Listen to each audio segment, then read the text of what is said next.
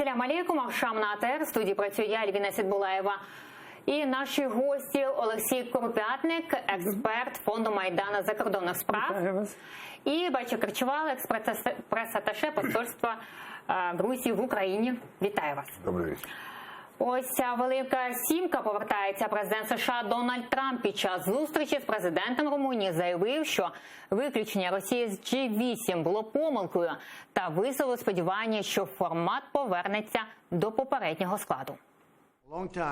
Ми говоримо про Росію, тому що я був на численних зустрічах Великої Сімки. Я думаю, що куди більш доречно було би мати Росію. Обама виключив президента Росії з групи, тому що його перехитрили. Я, безумовно, підтримав би пропозицію про те, щоб повернути президента Путіна до переговорів Великої Сімки.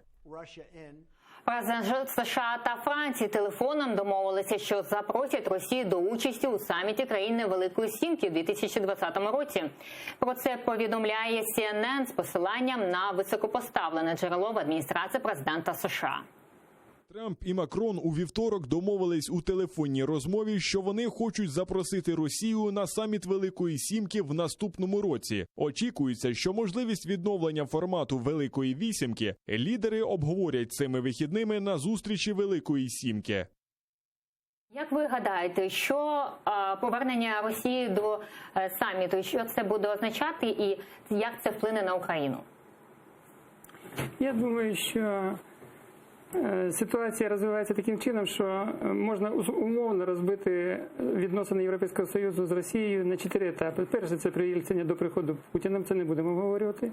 Потім при Путіні це виробітка фактично суверенної глобалізації, як один юморист сказав з Chatham House, по входженню Росії в європейські структури економічно. Ну, фактично глобалізація переважно через Європейський Союз при суверенній демократії, тобто збереженні політичного режиму в тому стані, в якому він є.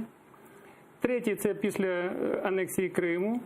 І з 2017 року ми бачимо, що фактично ситуація роздвоїлась в такої дихотомії.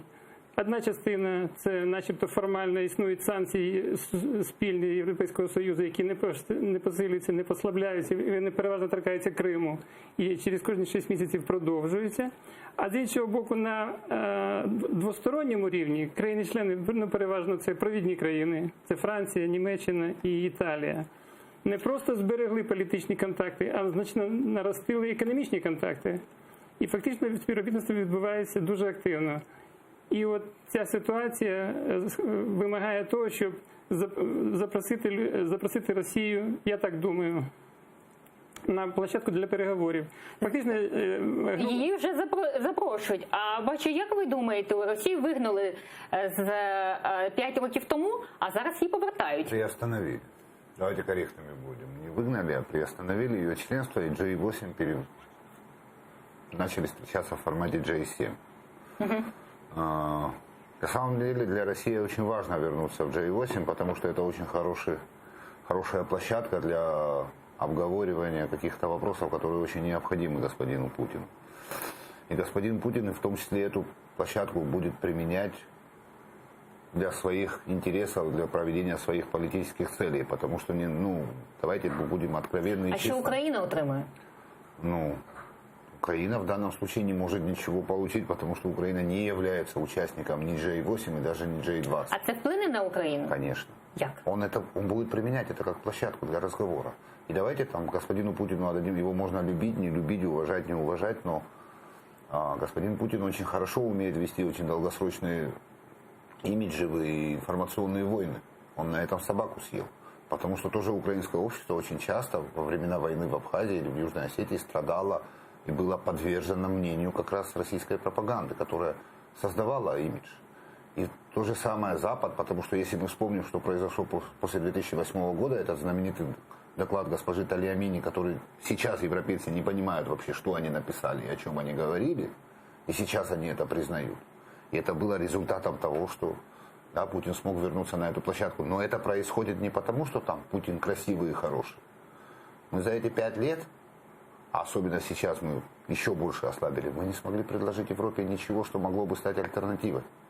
Вы думаете, допустим, той же Франции легко терять там Только там один из контрактов под 17 миллиардов долларов. Вы думаете, легко терять такие инвестиционные контракты? Нет, нелегко. Що там сказати? А от міністр закордонних справ 2007 і 2009 роках Володимир Грицька застеріг від поспішних висновків і запевнив, що ряд країн на чолі з Німеччиною не погодяться на повернення Росії до формату. Зараз з'явилася інформація, що Німеччина проти, і не тільки, я думаю, Німеччина буде проти. Тому давайте поки що не розганяти зраду, а подивимося, що справді в цій ситуації треба робити. Як ви вважаєте? Що господин думаєте? Грицько где-то прав, что раньше времени не надо паниковать, но есть один момент, знаете, это называется сохранить лицо. Да, Макрон взял на себя функцию человека, который принесет, там, скажет плохо, да, у Макрона уже выборы не в Украине проходить и не в России. Да? А вот такие шаги Макрона могут там привести быстрее к креслу, еще раз к креслу президента, да, во Франции. Трамп поддержал. Немцы официально, да, заявили, что они против, потому что не решен вопрос с Крымом.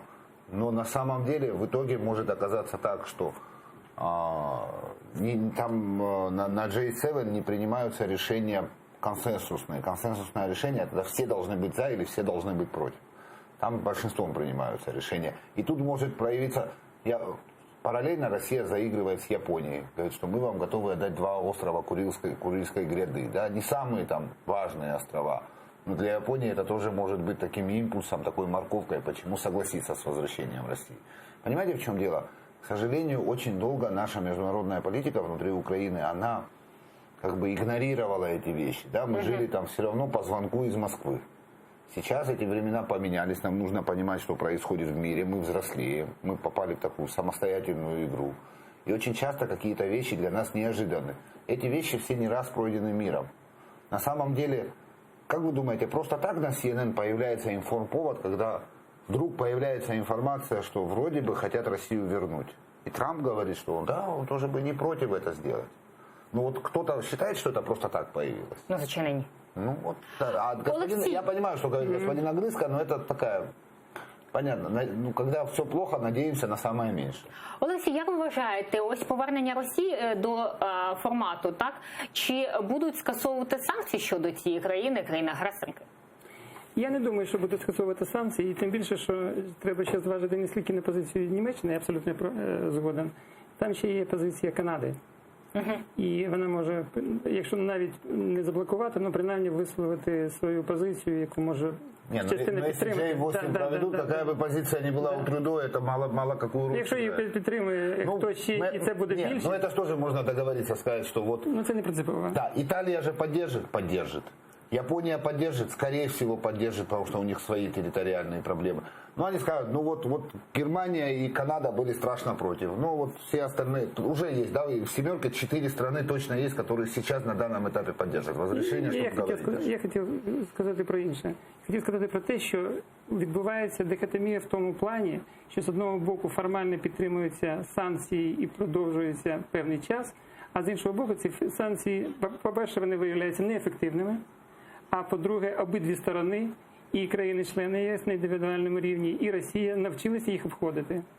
А ось президент Франції Еммануель Макрон у своєму Фейсбуці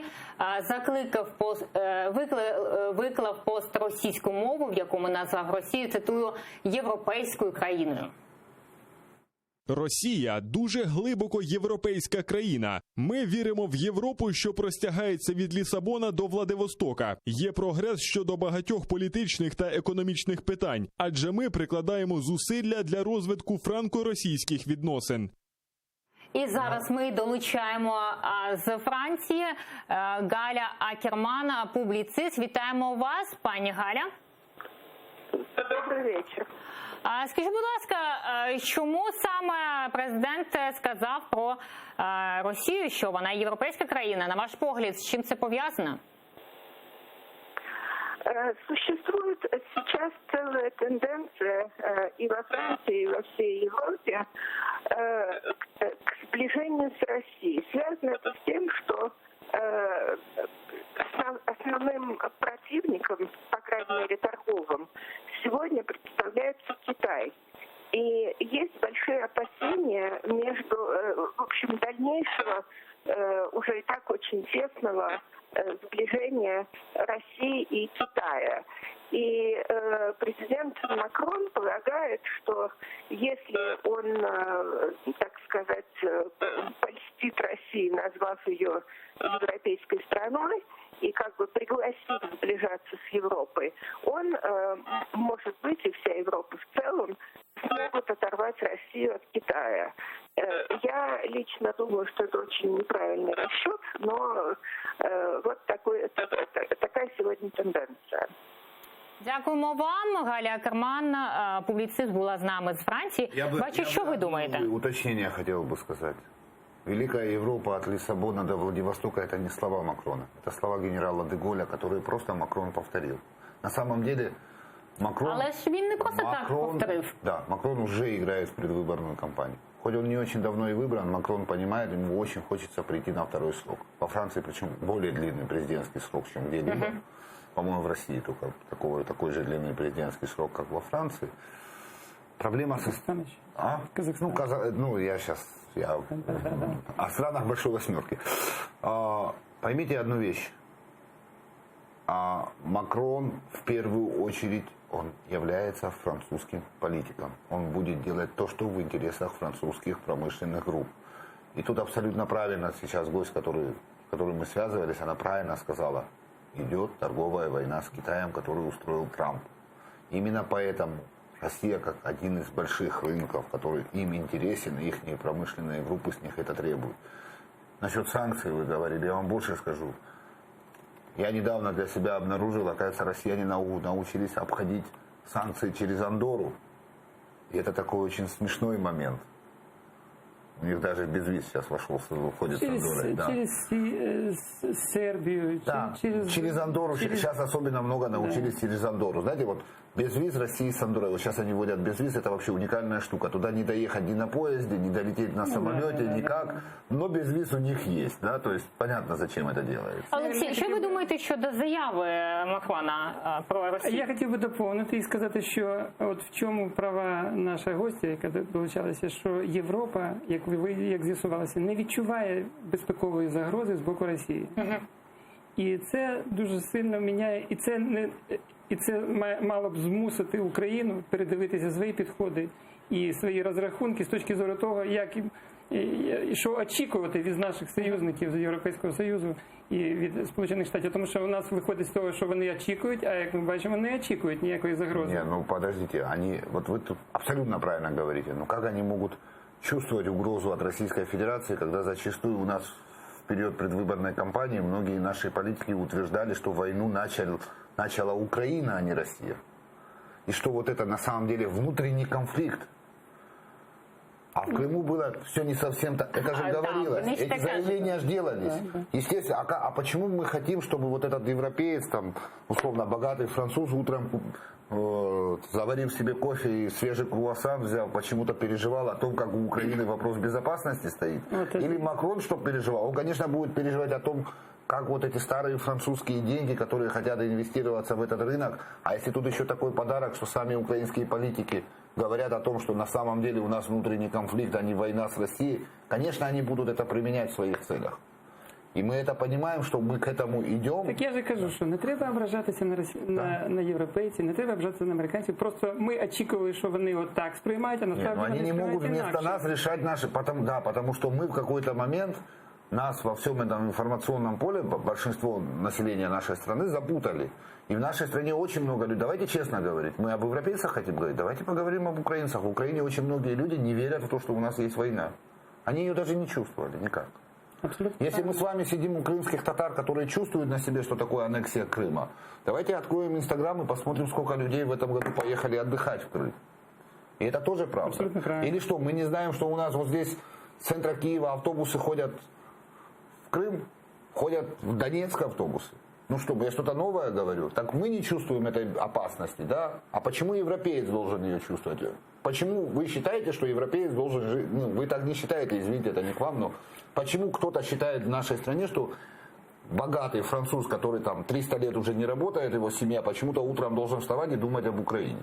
Ну, я же кажу, що якраз зараз самий влучний момент для того, щоб просто передивитися за власні позиції і оцінити, на що можна Уже поздно, заявления сделаны, и большинство заявлений глупых сделано, давайте скажем честно.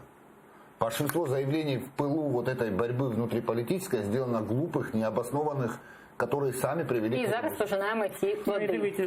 А ось і міністр закордонних справ Німеччини Гайко Маас сьогодні під час візиту до Москви висловив сподівання, що з обранням Володимира Зеленського президентом України мінський процес зрушить з мертвої точки.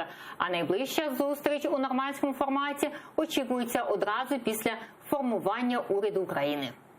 Выборы господина Зеленского дают возможность достигнуть прогресса. Мы были очень рады, что и президент Путин вчера во Франции упомянул, что он тоже разделяет такое мнение. Поэтому на основании Минских соглашений мы хотим продвигаться дальше. Когда состоится формирование правительства в скором времени в Украине, было бы целесообразно подготовить подобную встречу. Як вважаєте, чи зрушиться з мертвої точки мінський процес? Ну, можна? Да. По-перше, треба от на що звернути увагу. Мінський формат – це формат глав держав. Так, немає там Сполучених Штатів, але там є 4 глави держав. Ну і плюс ще представники ОРДЛО. Нормандський формат, останній, який відбувався у жовтні 2016 року, це формат з залученням Сполучених Штатів, але це формат міністрів закордонних справ. Тобто це формат рівнем нижче. Що ви думаєте? Нормандский формат, есть на уровне министров иностранных дел, есть на уровне глав держав нормандский формат. На самом деле Минск это базисный документ, а дальше там все идет в нормандском формате. На самом деле, по-моему, господин Путин во Франции дал очень четко ответы на этот вопрос. Он сказал, что саммит глав нормандской четверки может пройти в случае, если будут конкретные шаги по урегулированию конфликта на основе минских договоренностей. Да, он очень четко это сказал. А второй ответ, который он дал очень четко там же, он сказал, что ни о каком расширении формата 4 быть не может речи, потому что он не видит в этом необходимости. И это тоже очень четкий ответ на все наши инициативы. Что подразумевалось, это любимая фраза вообще россиян в ходе переговорного процесса: мы не хотим проводить встречи ради встреч. Что это означает? Это означает, что они выберут какой-нибудь пункт. Сейчас у них выбран по информационному полю, то, что видно, очень четко выбран пункт под названием изменения Конституции и принятие вот этих изменений в Конституцию. Вот пока вы их не примете, зачем эту встречу проводить? Понятно, что немцы и французы сейчас будут пытаться разговаривать, просить, давайте проведем, может быть, найдем. Щодо мінських домовленостей ми згадали, а ось експредставник України у підгрупі тристоронньої контактної групи Роман Басмартний висловив думку, що мінський формат вже не запрацює і необхідно працювати над новим майданчиком. Вважаю, що якщо Мінськ не робити дієвим, то треба пропонувати інший формат. Те, що так віднеслися до мене зараз, свідчення того, що Мінськ і далі будуть використовувати просто як імітаційний майданчик. Що ви думаєте щодо думки Басмартна? Справа в тому, що росіяни намагаються актуалізувати або використати для своїх преференцій економічні зв'язки з Європейським Союзом, тому що саме Європейський Союз є ключовий, основний торгівельний партнер Росії. Сполучені Штати до ключового торгівельного партнера не відносяться, але вони становлять основу трансатлантичного співробітництва, тобто НАТО. І залучати американців в цій якості по безпековому питанню для них абсолютно невигідно. Їм краще працювати з європейцями, які відчувають потужний інтерес економічний до співробітництва з Росією, і виключити з цього формату американців, які якраз цього не відчувають, і цієї зацікавленості, але вони більше приділяють увагу якраз безпековим питанням, по яким росіяни очікують поступки з боку європейців. Бачу, що ви думаєте щодо нового майданчика? Чи є щодо Басмартова, що необхідно працювати на новий майданчик? Роман Петрович очень уважаемый мной человек. Давайте скажем так, он говорит абсолютно правильно, что если сейчас не оживить минский формат, тогда надо искать какой-нибудь новый формат. Теоретически все правильно. На практике, к сожалению, все обстоит по-другому. Дело в том, что существуют Минские соглашения, которые являются базовыми, которые признаны Советом Безопасности ООН, эти соглашения одобрены и так далее. Проблема состоит в том, что выработка новых соглашений возможно будет только в случае кардинального изменения ситуации. В ту или в иную сторону, да, давайте говорить объективно.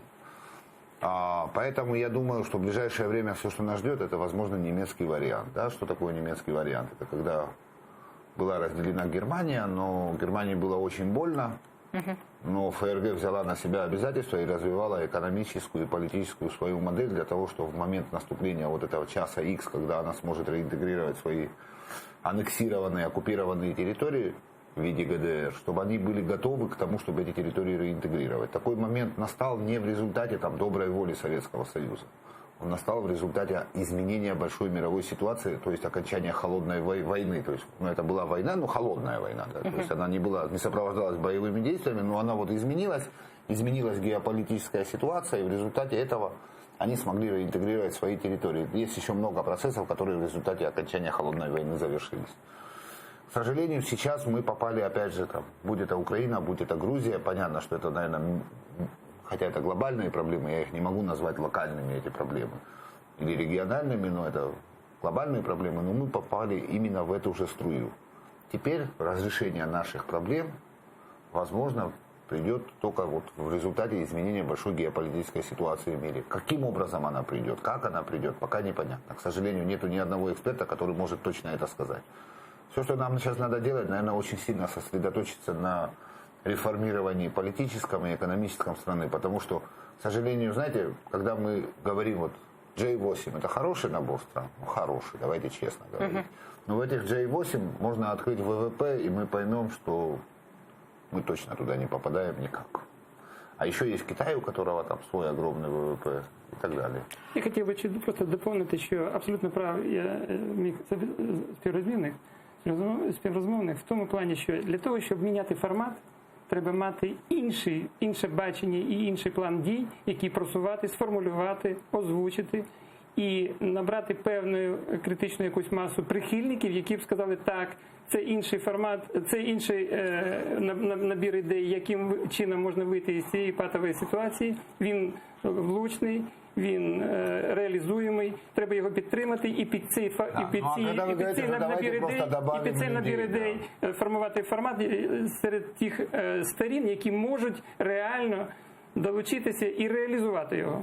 Да, а когда вы говорите, что давайте просто добавим людей, пусть еще тут Трамп сядет и еще кто-то, это никому не интересно. А ось вже є гаряча новина, умови для повернення Росії в G8 все ще не можуть вважатися виконаними, заявив у середу прем'єр-міністр Великої Британії Борис Джонсон на спільній прес-конференції з канцлером ФРГ Ангелою Меркель. Що думаєте ви зараз? Не, я еще раз говорю, на самом деле ситуация будет следующая, что есть США, которая за, есть Франция, которая за, как мы понимаем. И зараз мы бачимо, есть Италия, которая выступит за, тоже в G7 входящая, да? И в этом случае, если они правильно разложат карты с Японией, это идет речь о возвращении 2 островов Курильской гряды, которые с 49 года Япония пытается вернуть всеми способами, и вопрос никак не движется. Если Россия может в данном случае закрыть глаза и сказать, хорошо, мы не подписываем мирный договор, но мы вам возвращаем 2 острова, это означает, что есть 4 голоса «за». Є 3 голоси мінус, так? Це Великобританія, Німеччина і Франція. Не Франція. Канада. Канада.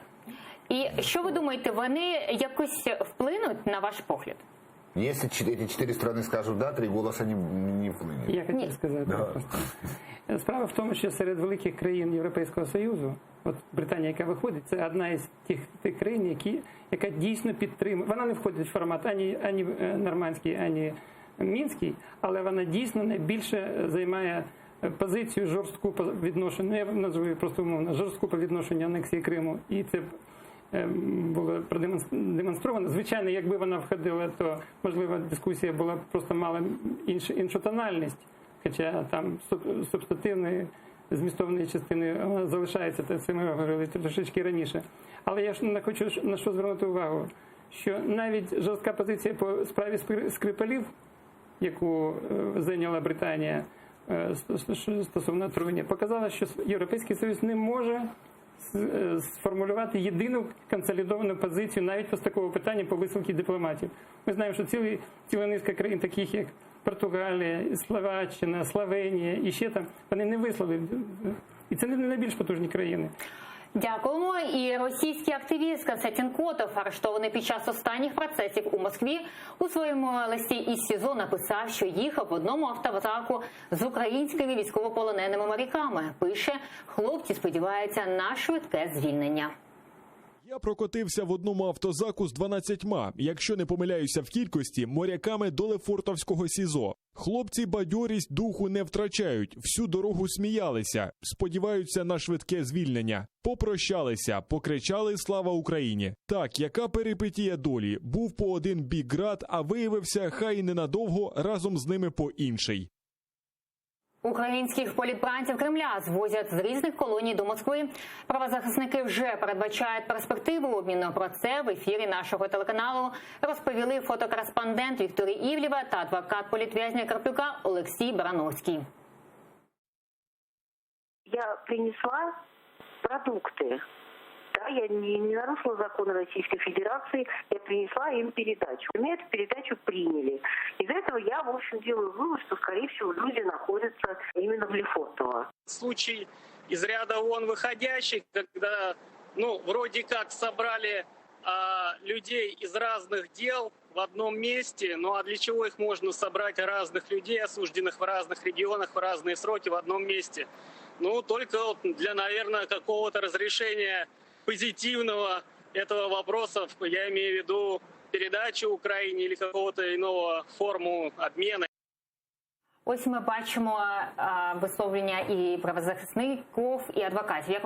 Як ви вважаєте, чи найближчим часом ми побачимо українських політв'язнів в Україні? Это увидим в ближайшее время. Пока... Какие-то показатели, да, на приборах и месседжи есть о том, что, возможно, это все произойдет, потому что и тут по Вышинскому тоже какое-то движение происходит. Произойдет или нет, понимаете, процесс обмена заложниками, пленными и так далее, как угодно можем, по заключенными, как угодно называть, он всегда очень сложный и очень такой, вот это как такая хрупкая конструкция, да, там одно неверное. Давайте зараз послухаємо свіжу інформацію. Очільник МЗС Росії Сергій Лавров закликав не гнатися за сенсацію в питанні обміну утримуваних особами між Росією і Україною, а терпляче працювати на результат. Про це він сказав під час зустрічі з міністром закордонних справ Німеччини Гайко Маасом. Чтобы продвигать эту тему, нужно, как вы можете догадаться, договариваться не только в принципе, но и согласовывать конкретные правовые, технические, организационные аспекты. И, конечно, нужно не забывать о том, что речь идет о все-таки судьбах людей, и здесь требуется не погоня за сенсациями, чтобы первым успеть о чем-то сообщить, а кропотливая работа на результат. Олексій, як ви вважаєте, чи побачимо ми в кінці серпня вже українських політв'язнів? Я скажу так, що доля політв'язнів – це просто кейс або справа безсоромного торгу політичного. Тому що ще з початку року йшли перемовини закриті і відкриті, я там також брав в них участь. Але ми бачимо, що українців в одному СІЗО у Лефортово. Обіцяли до Пасхи їх звільнити, там, як надання певних сигналів для Європейського Союзу в першу чергу. І от ви бачите, зустріч у Франції на Азурному берегу з Макроном якраз підштовхує це до того, що росіяни для себе визначили, що якраз це самий правильний момент надати позитивний сигнал Європі про те, що Росія може ставитися до питань, які стримують подальший розвиток співробітництва або відновлення з Європою позитивно і готові йти на якісь компроміси. Бачу, ви також так думаєте? Думаю, да, потому что понятно, что торговля пленными это всегда было политическим коньком, и то, что говорил Лавров, на самом деле тоже такой сигнал, что что-то будет решиться, давайте там не искать сенсации, это как раз призыв к тому, что вот мы хорошие, смотрите, вот мы правильные, причем это же, видите, это все одно за одним появляется, да, там G7, да, там встреча с Макроном, да, и так далее, то есть Путин начинает показывать, что Европа больше слушает его, и начинает делать для этого шаги, то есть это Путин понимает, что с ним играют в политику умиротворения агрессора и начинает показывать, что вот вы правильную политику сейчас со мной ведете. Бачу, Кричевал, експрес-аташе посольства Грузії в Україні, та Олексій Коробяник, експерт фонду Майдана закордонних справ. Дякуємо, що були з нами. Підписуйтеся на наш YouTube-канал, там ми викладаємо найцікавіші фрагменти з наших ефірів. Далі на етер Прайм Мацарський. Залишайтеся з нами.